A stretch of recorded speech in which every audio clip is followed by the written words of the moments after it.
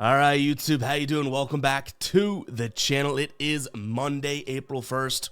We're doing a video, no April Fools. We got a big MLB slate to dive into in today's video, like we always do. We're gonna go through each and every one of these games. I'll give you my lean on the side. I'll give you my lean on the total. We'll talk about any player props that we like within the game as well. But as always, keep an eye on that pinned comment. That is where all of my final plays will live. So when I'm actually rolling with myself, keep an eye on that pinned comment. In terms of last night, well, we got good news and we got bad news. The good news is that we swept in the NBA, so we get to fire off the money gun for that video.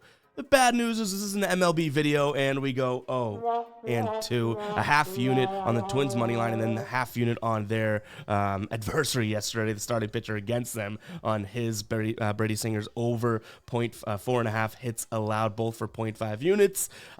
We just didn't read that right whatsoever. Like, I got egg on my face for this one. The Twins get smoked, and Brady Singer, for the majority of his start, looked like a Cy Young candidate. He did finish with 3 hits allowed, so it lessens the blow, I guess, a little bit, but nonetheless, 2 bad reads there. But we're not going to let an 0-2 night kind of, get us off track from the positive season that we've been having so far. So, woosah, let's jump back into it today. In terms of a shout out that we want to give here, it's going to Jimmy for the daily dinger. He called Bobby Witt Jr. home run yesterday. Shout out to Jimmy. If you guys don't know what the daily dinger is, all you got to do, very simple. Use hashtag Daily Dinger in the comments and list a player that you think is going to go deep today. Then come tomorrow's video, I'm going to pick someone that called it right and give you a shout out in the video. Go ahead and use that hashtag Daily Dinger. I've been liking it so far.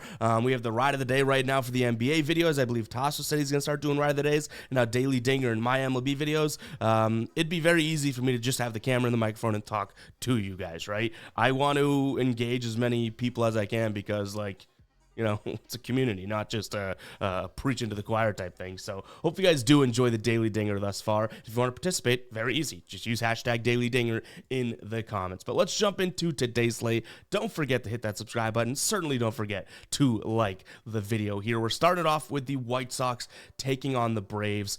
Charlie Morton on the mound for the Braves and Chris Flexen on the mound for the White Sox, which, if I'm not mistaken, I had some pretty choice words for him last year because I just really didn't believe in much, but he's on a new team now. He was on the Colorado last year, on the White Sox this year, but we're still so early in the year that some of these lopsided affairs, like we have the White Sox taking on Atlanta, there isn't enough like little nuggets that you can even really make a case sometimes for the lesser team, right? So this is a tough one because obviously Braves don't really have value on the money line at minus 200 and beyond, but their minus 1.5 on the run line is even kind of questionable just because of the fact that the White Sox, yeah, they're 0-3 to start the year, but they covered their plus 1.5 against Detroit in every single game.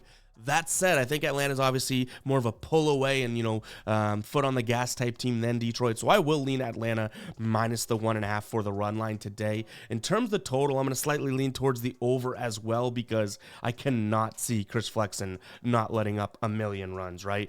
This is an Atlanta team that's off to a decent start, batting .362 and averaging 12 hits per game against righties here, averaging 2 home runs as well. So I think that it's fair enough to be able to look at Chris Flexen's props as well. All we have out right now is going to be his strikeouts, but I'm going to keep my eye out for his hits and earned runs as well because, again, this is such a lopsided game that to have some value in this game, we're probably going to have to go player prop route, not necessarily taking a peek at either side here. But I could get behind the total, like I said. Another player prop I don't mind is taking a peek at Travis d'Arnaud under 1.5 total bases here. I could see him getting 1 base. Obviously, I could see him, scoring a run. That's why we're not looking at his hits, runs, and RBIs.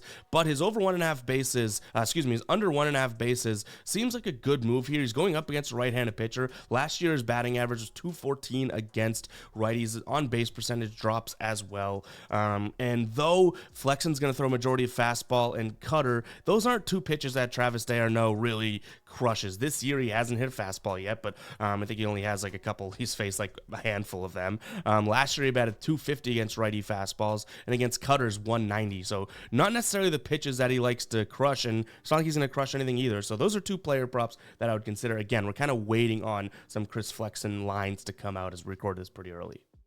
Next up, we have the Cubs taking on Colorado. So the Cubs coming off of a win against Texas yesterday, but they do lose the series 1-3. Colorado pulls one out against Arizona, but unfortunately for them, off to a 1-3 start to the season. On the mound for the Cubs today is going to be Shota Imana. I'm probably not saying that right, but I can barely say my last name correctly, and it's an easy one. Going up against Dakota Hudson, we can handle that one. Going up against him, he's getting the start for Colorado today. This total is way down at 6.5, which is definitely something worth noting. It looks like there's going to be some rain and some overcast for this game, which kind of leads me into my play here. Do I think Chicago wins this game? Yes, I think that they're obviously heavily favored. That makes sense, but at a total of 6.5, the lowest total on the slate today, I can't help but potentially consider Colorado plus 1.5 on the run line, because if this is going to be a low scoring game, and again, the books believe it is, I'll take the 1.5 runs in my back pocket here. So do I believe in the pitcher? No. Do I believe in the offense? No. We're kind of just line reading this one here. So hopefully that is the case. And I'll trust that low total is so low and that we do have some weather coming in. So I'll lean towards the under as well. From a player prop perspective, going to take a peek at Nolan Jones, batter for the Colorado Rockies here. He's going up against a lefty today. He bats, or in terms of last year, bats .314 against lefties, so we do like that spot for him.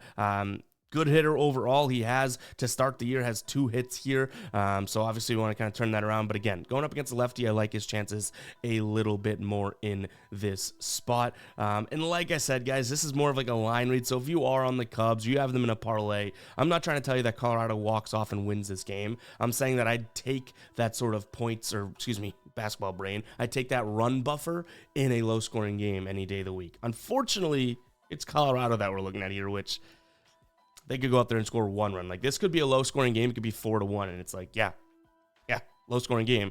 Chicago still won by 3, but that's where I'm at as of right now. All right, Washington taking on Pittsburgh. Pittsburgh off to a really good start of the year here, 4 straight wins. Washington, they got 1 win out of there, but they played Cincinnati tough yesterday, so I give them a little bit of credit. But in this spot for Pittsburgh to be dogs here, I do think that there's some value in them. Like, at some point the other shoe drops and they probably end up dropping a game, and I totally get that. Marco Gonzalez on the mound for them, though. He closed out the year decent. He had 1 kind of throwaway game last year going against Mackenzie Gore, who kind of was erratic to close out the year last year, so I'm going to trust that Gonzalez can get the job done here. Washington versus lefties to start the year looking really, really poorly, batting .083, right? So I know that that's not a big sample size, and I know that obviously we're only 3 games in, but maybe that continues, right? So I'll take Pittsburgh because you can get even odds as of right now over on DraftKings, or even -105 on MGM, -102 on FanDuel. So the fact that you can get even money for them right now, I do think there's a little bit of value, but I kind of understand that this Pittsburgh team, like, I would be shocked too if you put this in a vacuum and said that they'd start the season 5-0 and they played against Miami for 4 straight games. Like, I think I lean Miami in 3 of those 4 games, right? But nonetheless, that is where my head is at right now. In terms of a total, slight lean towards the under here. For me, we've seen Pittsburgh's offense just absolutely go off. Like, that's where I'll give the credit to. At some point, this has to come back down to earth, right? Like, they're not going to score 9, 7, 6 runs like all the time. So I do think that this could be an under spot for them, but I'd much rather bet Pittsburgh on the money line than taking a peek at that under here. In terms of a player prop, don't mind taking a peek at O'Neal Cruz over 0.5 bases, off to a red hot start to the season here. So we'll give him credit there.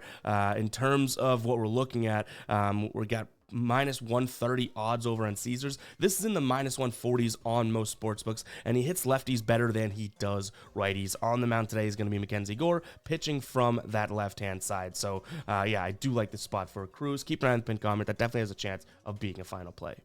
All right, guys, before we jump into the rest of the slate, I wanted to talk to you about daily grind fantasy. You guys have seen it in my live streams, which, by the way, going live today around 4 p.m. We're going to talk NBA, we'll talk MLB, we'll talk everything, but this tool is really, really cool, especially if you're on Prize Picks or if you're on any of these DFS pick'em apps like Sleeper we like as well, right? What this does is it takes all of the lines that Prize Picks is offering and compares them to what sportsbooks are offering on their side of things. So if sportsbooks have a big time juiced minus 135, minus 150 line, you're going to want to throw that in your prize pick slip. Why? Because PrizePicks doesn't care about odds, right? 2 for 2 is 3x, 3 for 3 is blah, blah, blah. So why would you be throwing plus money plays into your PrizePicks play when they don't have as great of a chance to hit as, you know, the minus 150s, the minus 140 type plays? And this is a tool to do it. They also identify things pretty cool. So right now, DraftKings and MGM has 6.6, 6.5 in terms of fantasy score for Yandy Diaz. Well, PrizePicks has it at 7.5. So you have a point of value there that you could take the under because it's a way firmer line over on PrizePicks. Use the link in the pinned comment and use code GUYBOSTON. You have to use the code. You'll get 25% off this tool. It's an absolute no-brainer. I've been using this tool for over a year now, and it's definitely helped me cash some of those big plays over on PrizePicks, even like that hockey one that we had where we go 6 for 6. I think we turned 20 into 500, and I was like, yeah, I don't really know hockey all that well, but this tool makes it so damn easy. Go check it out, guys. That link again in the pinned comment. Use code GUYBOSTON to sign up here. Even if you want to just try it for that first month, go check it out. That link in the pinned comment, code GUYBOSTON. Let's jump into the rest of the slate. All right, well, we knew Baltimore was, due for some sort of a setback at one point. They dropped yesterday's game against the Angels, but they still do win that series 2-1. They take on Kansas City today, and like I said, we were on Minnesota yesterday. One more time. They win 11-0, or excuse me, the Royals beat Minnesota 11-0. Brady Singer goes 7+, at least 7 innings, so we were wrong there. I do think this is a Baltimore spot, though. You have Dean Kramer on the mound against Michael Wacha. I want to see how Michael Wacha fares on a new team and a less powered offense, I guess, even though they scored 11 runs yesterday, before we bet on him. Dean Kramer, hit or miss to close the year last year, but definitely had some good outings. He pitched fairly well against Kansas City last time. Now, the score ended up being 10-7, but it wasn't all his fault. He pitched 5 innings, just 4 hits with 1 earned run. I think it was only like 2 strikeouts and 2 walks. So part of it was meh, but he did kind of hang in there. Michael Wacha against Baltimore has kind of had a rocky stretch. Now, he had 1 good start against him last year, but prior to that, it wasn't very good news. So give me Baltimore. I think that they bounce back after a bad game yesterday. In terms of other props in this spot, I want to lean towards the over. I can't really get myself there yet, so it could be a spot in which I consider looking at Baltimore's over 4.5 team total for plus money. I think if they go out there and score 5 runs today, I also would consider the over in this game just because of what we've seen from Baltimore so far, but I don't know if Kansas City, blew their load all yesterday. 11 runs yesterday for a team in Kansas City that hadn't scored more than 1 run yet to start the year. Little worrisome to take the over. That's why I might consider Baltimore's team total, but keep an eye on the pinned comment. In terms of player props here, nothing really jumping off the page to me. I could dig more and kind of find some potential Orioles props that I like, because if I like their team total, more often than not, some of their guys are going to have their overs, but for now, I don't see anything that's jumping off the page to me. And actually, I know we just mentioned it, while we were talking about Daily Grind Fantasy, but we are going to be live today at 4 p.m. We're going to talk MLB and NBA, but let me know in the comments if you do or would prefer more MLB talk, more NBA talk. Obviously, when we go live at 4 p.m., some of the MLB games will already be going, but there'll be plenty to talk about. And then obviously we have NBA to talk about as well. I'm also going to post a poll on the channel community tab. If you don't know what that is, all you got to do is go to the channel here, Guy Boston Sports, find the community tab at the top, and it'll be like where we post things, and vote on that poll, because I want to know what to focus on for the live stream, because we're only going to be live for probably an hour and a half at most. So it's like, all right, let's focus on what you guys want, NBA or MLB. So make sure to go vote on that. But yeah, we'll be live at 4 p.m. either way, talking both sports. I just want to know kind of what to focus on. So if you could help me out there by letting me know in the comments and voting on that poll, most importantly, that would be a big help.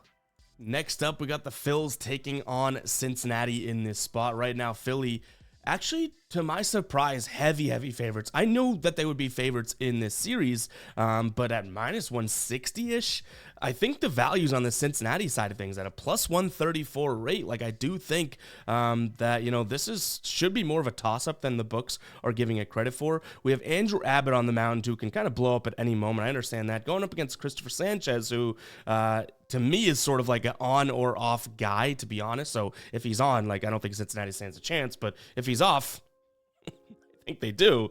And Cincinnati, though, again, small sample size, but to start the year here through their first series, 350 average against lefties, averaging 6.8 runs per 9. Phillies versus lefties, now they only played Atlanta in that one series, but 238 average to start the year.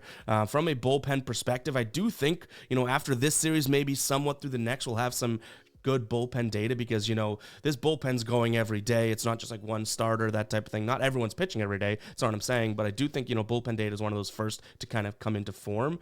I do think that, this Cincinnati bullpen so far is going to be the concern. So this could be a potential of maybe taking a peek at Cincinnati on the first 5 or first 3 money line as well, because I do think that, there's a chance that Sanchez does not have it in this game, and then all of a sudden it's like, okay, well, off to a good start for the Reds, right? But if the bullpen comes in and kind of blows it up, not liking it. So for odds right now, Cincinnati plus 130 for their first inning money line, their first 3 innings money line, their first 5 plus 132, and that's kind of as far as I'd go. So those could be spots for us here because, again, I just think that there's a little bit of value on Cincinnati. Do I think Philly's the better team? Yeah, long term, yes, and I do think they probably even have the better pitcher today.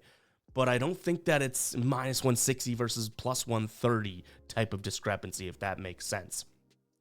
In terms of a player prop here, considering betting against Chris Sanchez here at under 5.5 strikeouts, do I think Cincinnati, again, is the reason why? No, but he throws a lot of sinkers, and this is a Cincinnati team that if you filter to sinkers and look at their K percentages, in fact, let's jump into Outlier very quickly. If you guys don't know what Outlier is, it's an amazing player prop tool. This is the Cincinnati lineup, right?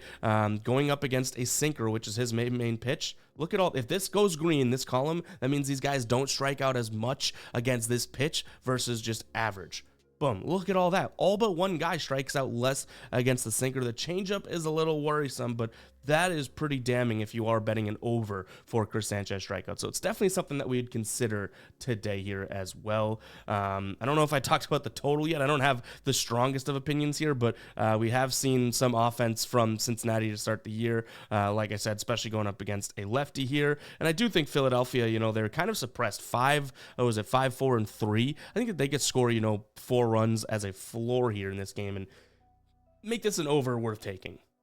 Miami taking on the Angels here. So Miami, I am shocked at how that first series went. Like I said, I thought that they'd at least pull one off, but they had a couple close games, but for the most part, that was such a lopsided series. The Angels did pull one out against Baltimore, so good for them. We have Chase Silseth.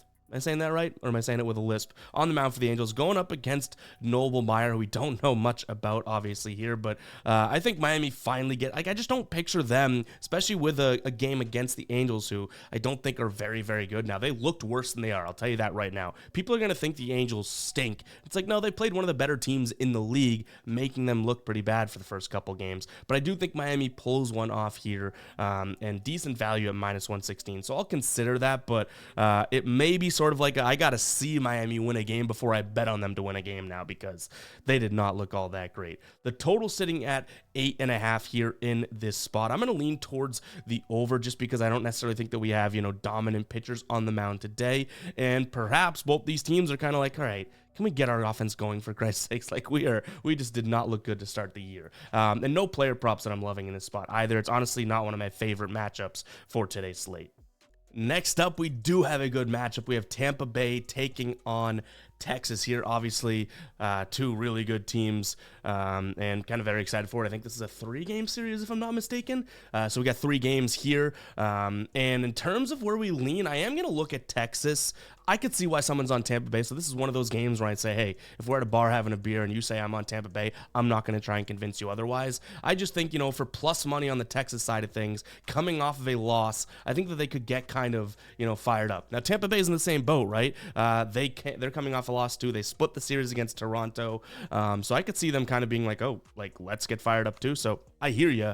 But my favorite play in this spot, we'll talk about the total in a second, is actually going to be Corey Seager over 1.5 hits, runs, and RBIs. You look at his total bases, I could get convinced of that as well, but he's going up against Ryan Papa on the mound for Tampa Bay. He hits right-handed pitchers very well. In terms of last year, had 333 average against righties, a 182.9 WRC plus, and This is a fastball pitcher, and not necessarily like the best fastball pitcher, but literally a basic fastball. He's going to throw that 51% of the time, and then a changeup 35% of the time. That's 85% of his pitches there. He does move to a slider as his third pitch, but in terms of last season, Corey Seager against righty fastballs, 306 average, 333 expected batting average. Terms of a changeup, 313 average last year, and then even against a slider, not bad, 299. So I think anything that Ryan Papaw throws at him, I do think Corey Seager is going to have a decent chance of getting bat on ball and getting on base. And then hopefully this is a game that there's a decent amount of runs in, because I'd love him to get on base and score a run. It's like, all right, he could have a single and score that inning and cash that over 1.5 hits, runs, and RBIs. We don't even have to worry about him getting a second hit or something. So Corey Seager, we leaned that way, I believe, yesterday, and I certainly wish that we did, because he had, what was it, in terms of, I think he had like 7 or 8 hits, runs, and RBIs. I already kind of tipped my hand here. I'm going to lean towards the over as well, just because I do think that, this is going to be a series of, there's really good pitchers in the series, but really good offense. And if we're at the bottom of the rotation, which we should be for the first 2 games of the series, I think the offense is a little bit better than the starting pitchers here. Now, when it comes to bullpen in terms of, I guess I would say who I believe has an edge there, this Texas bullpen has looked really good to start the year, and Tampa Bay has been kind of like meh. So that could hurt the over, but I still like the over here. I think that this could be a 5-4 game. All right, Mets taking on the Tigers. We leaned towards the Mets yesterday, but obviously if we bet that whole series, we would have won, because we do think Milwaukee's a better team, but I am slightly surprised they get swept. Detroit swept Chicago. It's not like that's the most unexpected thing in the world. In terms of pitchers today, we have Sean Manaea on the mound for the Mets, going up against Reese Olson, who closed out the year very strongly last season. I'll give him credit where it's due, but the Mets are due for a win, man. I really do think they are. They're going up against a righty who they haven't looked all that great against this season, obviously. But again, when we look at batting average versus hand, that is so uberly important in the MLB, but not so far in the season. But it doesn't hurt our argument or help it in this case. And Detroit going up against a lefty here, I just think that this is a good spot for the Mets to bounce back. I also don't mind taking a peek at the under here. I think this could be a low-ish scoring game. Neither one of these offenses is a screaming high-powered offense to me as of right now. In terms of a player prop, we didn't make the play yesterday, but we did lean it, and we took it in the first 2 games of the season. But we're going to look at Jeff McNeil again, under 0.5 strikeouts, just for like the fun of it at this point, because of, he's been cashing it. But the one concern I have, we'll jump back into Outlier. By the way, you want to check out Outlier, link in the pinned comment, 7 days free. Slider pitcher on the mound, right, coming from Reese Olson. Jeff McNeil, what we love about him is his K percentage against fastballs drops, against sinkers drops, right? His main pitch is a slider. K percentage jumps up to 16%. So this could be another lean, and we're just kind of all like Jeff McNeil, no strikeout fans at this point. I don't know if we pull the trigger today simply because of that one statistic, but it's definitely something that we'll keep in mind, because he's yet to strike out this season. So how long can he do that? We shall see. But I'll tell you right now, strikeout bets or no strikeout bets, when that guy gets up to the plate, you know what, I'll say it. It may be the most exhilarating bet that we can bet in baseball, because it's like this finite, all right, he's at the plate, he's either going to strike out or not. Even if he pops up to center field, you're celebrating if you took no strikeout, right? So let me know in the comments, how do we phrase that? Just say strikeout bet if you agree that it's an absolute exhilarating bet to play and watch, because when we first took it, what was that, on Saturday or on Friday, went to a bar for lunch with a buddy, and we watched the Mets and Brewers, and every time McNeil got up to the plate, I was literally on the edge of my seat. So I think it's an exhilarating bet to make. Let me know if you agree by saying strikeout bet in the comments. All right, Houston taking on Toronto. Houston, 4 games swept. They got swept in 4 games by the Yankees. They were favorites in every one of those games.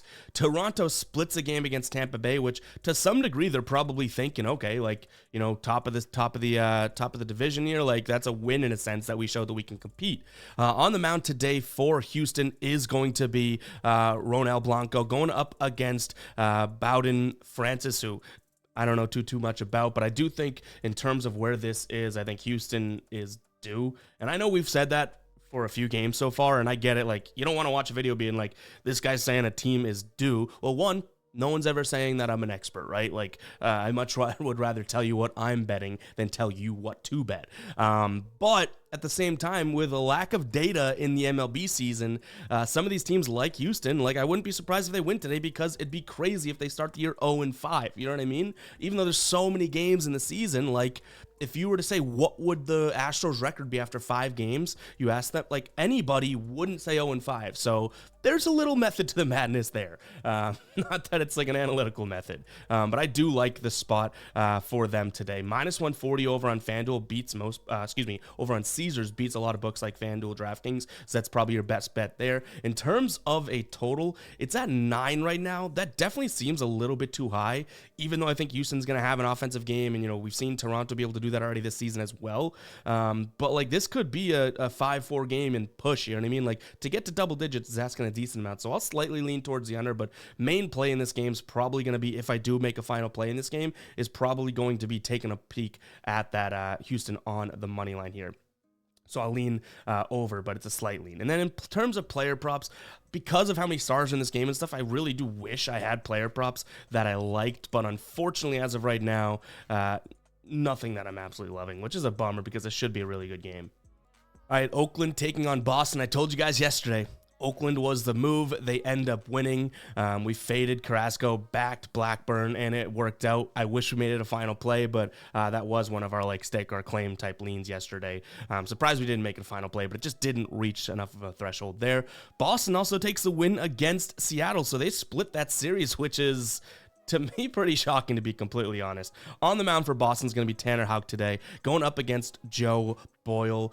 This is a game in which, you know, we see a high total at 9. I do think that we're going to have a decent amount of hits and whatnot in this game, but in terms of getting runners through, I don't see that happening. So I'm going to lean towards the under. In terms of a side here, give me the Red Sox. I think that they're kind of taking, like, so Oakland's a small-ish market. I mean, hell, they're leaving, right, Oakland? And they know they're bad, whereas the Red Sox, big market, they know the world's talking about how much they stink. This could be like a Red Sox chip on their shoulder team. Not to say that there's excitement about the first series, and that's why they beat a decent team like Seattle, but Oakland, you know, if they take 2 out of 4 against Seattle, I think they should be able to win this game against Oakland. So, yeah, I mean, I'm down on my Red Sox. I'm a Boston fan. I'm down on the Red Sox this year. Do not get me wrong, but based on what I've said about Oakland, like in all those games other than yesterday, I've been like, I don't think Oakland's that good either. So give me the Red Sox in this spot, and definitely no player props that I'm liking here. All right, this is kind of cool. So we're talking Cleveland, Seattle now. If you look at the graphic, Boston played Seattle, Oakland played Cleveland. We're crisscrossing in terms of their recent matchup and current matchup here. It's little things in life that bring enjoyment, right? But on the mound for Seattle is going to be Emerson Hancock going up against Tristan McKenzie today. Hancock pitching from the right, same thing with McKenzie here. I do think that Seattle bounces back after a win, but then it kind of begs and brings into question, well, isn't Cleveland going to? And I could see that happening, but I like Seattle at home in this spot here. Cleveland went from Oakland to Seattle. Not like it's the biggest of trips, but Seattle's rested after a nice opening weekend series, and now they get to play at home again. I think it's a good spot for them, and I think you have decent value here in taking them right now. You know, you look at this, they're the underdog, which is kind of surprising to me. So I like that spot. In terms of a total here, I don't mind taking a peek at the under, but it is such a low line. If you're asking me which one I'd rather bet, Seattle money line or the under, I'm definitely taking Seattle on the money line here. And then from a player prop perspective, let's see, we had one in our notes. Josh Rojas over 0.5 bases. I could get behind here. He's going up against a right-handed pitcher. He's done this in 3 straight games to start the year. The problem is that I would have expected, based on the data backing this and his trend, that we'd see like a -130 type play. And I say it's a problem. It's a -108 play, so it's like, do the books know a little something we don't know here? So maybe it's not the best move, but I don't mind it. It's kind of the only one that really jumped off the page to me today. San Diego taking on St. Louis here. This line kind of surprised me, I guess, especially when you just look at the pitching here. Matt Waldron going up against Kyle Gibson. Kyle Gibson, obviously, or not obviously, if you didn't know, was a Baltimore Oriole last year, now pitching for St. Louis. Michael Waldron had some good looks last year and whatnot, but again, I'm just a little surprised at this line because I honestly would have expected San Diego to be favorites, but I guess you can make the argument that, well, St. Louis didn't really get to show how good they were or what they were against the Dodgers, so maybe they're a better ball club than we think, and San Diego, takes 2 but lose 2 against San Francisco, but for the money here, I do think that San Diego is going to be playing it plus 100 odds as of right now over on FanDuel, and I also don't mind taking a peek at the over. To start the year, both these teams kind of crushing this line. Could you make the argument it's because of the opposing teams that they played against? Sure, but I think I like San Diego and the over in this spot, and then no player props that I like in this spot so far. Did you hear that? I had like a hiccup right as I said far. No player props that I like in this spot so far is what I did so far. All right, next up here, we have Arizona taking on New York. I think New York, though obviously a well-built team, tough to say that as a Red Sox fan, I don't know if many people saw them sweeping, not even a 3-game series, a 4-game series to start the year against Houston. Arizona, I'm sure no one's surprised that they win 3-1. In fact, people might be even let down that they didn't win that series 4-0 against the Rockies. The fact that, this is the cool part, so the fact that they even lost that game, like almost made them not profitable in their 4-game series if you bet Arizona money line each game because Colorado took that one, which is kind of crazy to say. But Arizona plus 106 today at home. I think the Yankees win streak comes to an end. Ryan Nelson on the mound for them here for Arizona. Louis Gill on the mound for the Yankees. I'm going to lean towards Arizona in this spot. Hopefully we can get to him fairly early. And the fact that you're getting plus money right now, I do think sheds a little bit more value on them. Now, the total at 10 runs, this could be a high-scoring game, 5-4 type of thing, and still be an under. So I think it's an under lean, but I could see a push as well. But I'm going to slightly lean towards the under in this spot. And then the Dodgers taking on San Francisco. Again, the Dodgers kind of making these breakdowns in a sense boring, just due to the fact that they're so heavily favorited, and it's like, okay, yeah, you could lean them on the run line, but that's not always the safe move. Even yesterday, they win 5-4, right? So you could have taken them at minus 200 on the money line, or you could take them at minus 150 on the run line, and one of those cashes, but neither one of them are worth the return on investment. So yeah, Dodgers money line probably in this spot for me, but we'd have to pair it up with something like some sort of a money line parlay or something like that. Even looking at player props in these Dodgers games hasn't been my favorite so far, to be completely honest. I could see looking at the pitchers, both potentially taking a peek at their earned run. Now, James Paxton on the mound for the Dodgers, coming over from the Red Sox. He had a very brief stint, I guess, with the Red Sox. Then he gets injured. Or was injured, plays for them, then gets injured again, now on the Dodgers. But this San Francisco team, like, the one credit I'll give them is they put up runs 4, 8, 9, and 4 against San Diego, right? So even though I do think the Dodgers win this game, I think if this total is where it is at 8.5, and I do like the over, I could see runs on both sides being taken here. So I'm going to lean towards both pitchers on the mound for the San Francisco Giants here. Their pitcher, I don't know if they've named a starter yet. I believe I saw it win potentially, but depending on that, I just think that a lot of runs could be in this, so I could consider earned runs. But yeah, Paxton, like, I don't necessarily see him being a lock of a guy, but you can't even bet against his Dodgers offense regardless, right? So you'd think I'd be like, oh, well, there's value in the Giants, at plus 180 if Paxton's going to let up, 2 runs. Not necessarily. I could see him letting up 3 runs, but the Dodgers scoring $1 million today, right? So yeah, I like the Dodgers in some sort of money line, potentially taking a peek at some Paxton overs for his hits or runs, and then also potential lean towards the over in this game. But you could tell, not my favorite game. In fact, the Dodgers, like I said, kind of making it boring to break some of these down, win or loss. But guys, it's going to wrap for today's show. Hope you guys did enjoy. If you did, you know what to do. Like the damn video, and yeah, keep an eye out for our NBA video coming out just after this.